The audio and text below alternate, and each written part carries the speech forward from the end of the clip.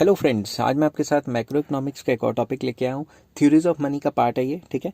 तो हम इसमें कंपेयर करेंगे comparison between transaction approach and cash balance approach. Transaction approach जो फिशर्स ने दी थी और जो कैश बैलेंस अप्रोच है वो 4 इकोनॉमिस्ट ने दी थी, जो कैम्ब्रिज एक इक्वेशन भी इसे कहा जाता है। उनमें क्या सिमिलैरिटीज़ एंड डिससिमिलैरिटीज़ हैं वो डिस्कस करेंगे। मगर इस वीडियो को देखने से पहले आप से एक रिक्वेस्ट है कि आप इसकी डिस्क्रिप्शन में जाएं और चेक करें कि इससे पहले वाली जो वीडियोस हैं वो आपने अच्छे तरीके से देखी हैं कि नहीं। अगर आपको ट्रांजैक्शन अप्रोच और कैश बैलेंस अप्रोच अच्छे से देखी हुई है तभी ये समझ आएगी, वरना समझ नहीं आएगी, ठीक है। चलिए हम शुरू करते हैं। सबसे पहले सिमिलैरिटीज़। सबसे पहले same conclusion, both the equations reach the same conclusion that price level changes in the same proportion as the quantity of money does। तो दोनों की दोनों थ्योरीज एक ही बात पे जो है वो रिजल्ट निकालती हैं कि भाई जितना मनी सप्लाई बढ़ेगा, जितना क्वांटिटी ऑफ मनी बढ़ेगा, हूबहू उतना ही प्राइस लेवल बढ़ेगा। दोनों का सेम कंक्लूजन है। Next, same equations.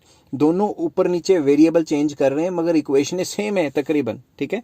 Almost similar symbols have been used in both in Fisher's equation। Fisher ने क्या किया था, P is equals to mv over t, and the Robertson equation P is equals to m over kt, except the symbol v and k के वहाँ velocity की बात कर ली कि पैसा कितनी तेजी से घूमेगा, और उसने k की बात की कि आप अपनी तनख्वाह का कितना हिस्सा अपने पास कैश रखना चाहोगे। v and k are opposite to each other। v और k जो है वो opposite हैं, that is v is equals to 1 over k या k is equals to 1 over v। in simple words, if people wish to hold money in cash, the velocity of money will be less. अगर आप अपने पास ही पैसे रखोगे तो velocity तो कम ही होगी ना। वेलोसिटी का मतलब होता है पैसे कितनी तेजी से घूम रहे हैं। अगर सारा पैसा आपने अपने जेब में रख लिया तो वेलोसिटी मनी तो कम हो जाएगी, और अगर वेलोसिटी ऑफ मनी भगानी है या तेज करनी है तो पैसा तो अपनी जेब से निकालना पड़ेगा।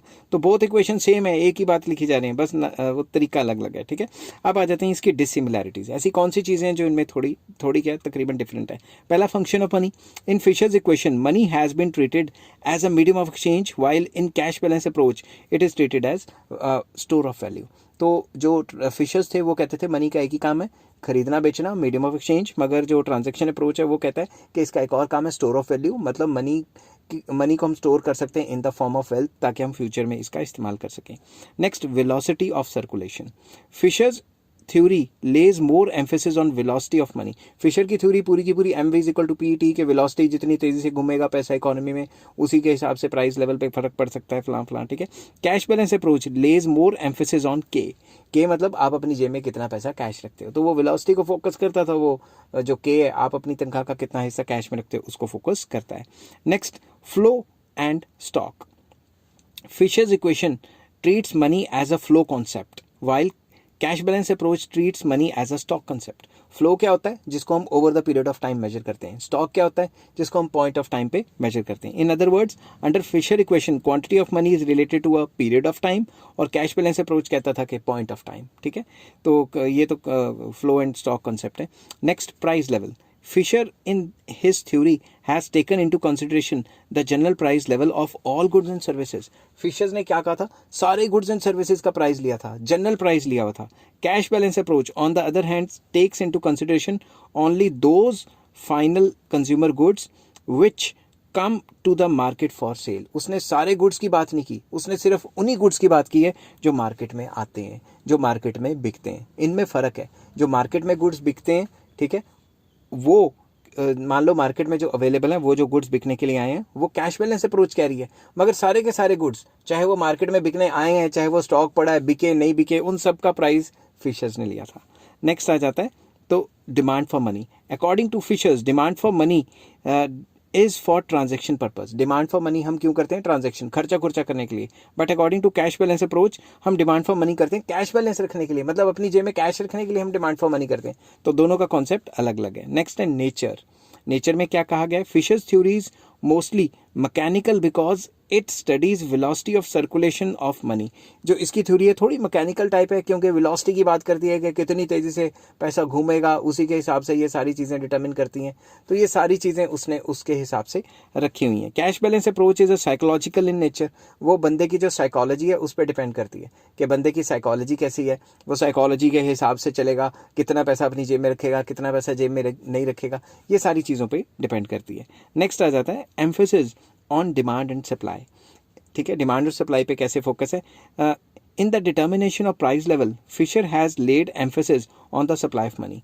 ठीक है, फिशर्स ने मेन फोकस किस पे दिया हुआ है, सप्लाई ऑफ मनी पे, वाइल कैश बैलेंस अप्रोच ने स्ट्रेस किस पे दिया है, डिमांड फॉर मनी पे। तो दोनों ने अलग अलग सिचुएशन पे अपना अलग अलग स्ट्रेस दिया हुआ है। 8th पॉइंट आ जाता है ट्रेड ट्रांजेक्शन्स। ट्रेड ट्रांजेक्शन्स में क्या है, under Fisher's theory trade transactions refers to the transactions of all types of goods and services. तो फिशर्स कहता है कि जो ट्रेड ट्रांजेक्शन्स है इसमें सारे टाइप के गुड्स एंड सर्विसेज आ जाते हैं, while under cash balance approach these refers to the transaction of final goods and services only. तो इसने कहा है सिर्फ फाइनल गुड्स एंड सर्विसेज ही आएंगे, तो फाइनल गुड्स एंड सर्विसेज के हिसाब से ही ट्रेड ट्रांजैक्शन मानी जाएंगी।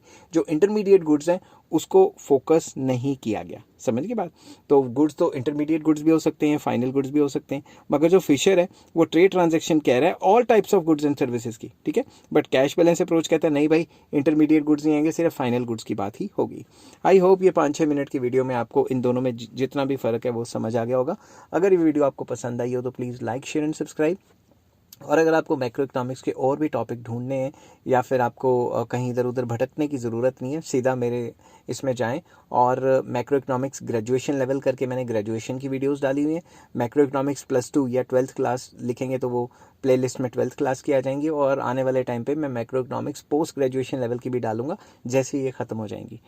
आई होप ये वीडियो आपको पसंद आई होगी। Take care, have a nice day.